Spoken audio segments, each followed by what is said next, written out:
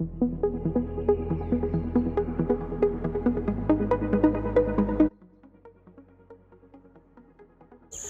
à tous, aujourd'hui nous allons faire le résumé sur le podcast de Didier Akwete concernant le relancement après la crise et le financement de sa PME.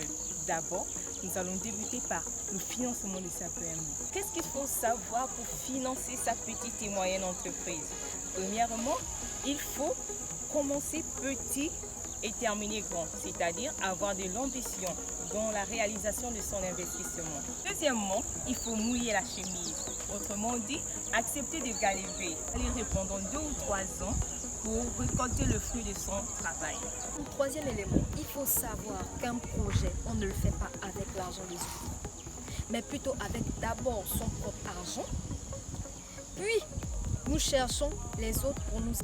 Et cet argent-là, il faut le différencier, c'est-à-dire quel est l'argent qui me permet de vivre au quotidien et l'argent qui me permet de financer mes investissements qui vont constituer en réalité mon business. Merci. Selon Didier Akwete, pour élaborer sa stratégie de projet, il faut se poser des très bonnes questions.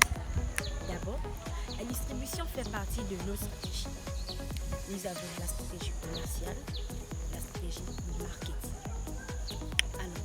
La distribution est liée aussi à une nature de produit. Pour Didier Akwete, il faut se poser la question, quel produit avez-vous? Quelle cible avez-vous? Quel volume avez-vous pour les produits? Ici, on doit faire une analyse fine de votre produit. Nous continuons notre résumé sur la question de la stratégie de financiation après crise de Didier Akwete. Alors, qu'est-ce que la stratégie de financiation?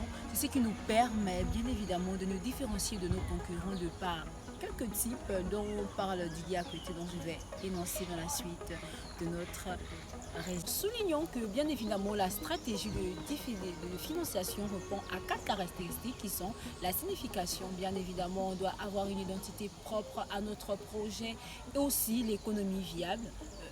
Bien évidemment, lorsque on a une économie viable, notre projet est plus fructueux et il nous ramène des revenus bien évidemment qui vont servir à notre épanouissement, si je peux me permettre de le dire comme ça, et aussi de le défendre à long terme, c'est-à-dire ces trois caractéristiques permettent à notre marque, à notre projet d'être différent et d'avoir une particularité face à nos concurrents.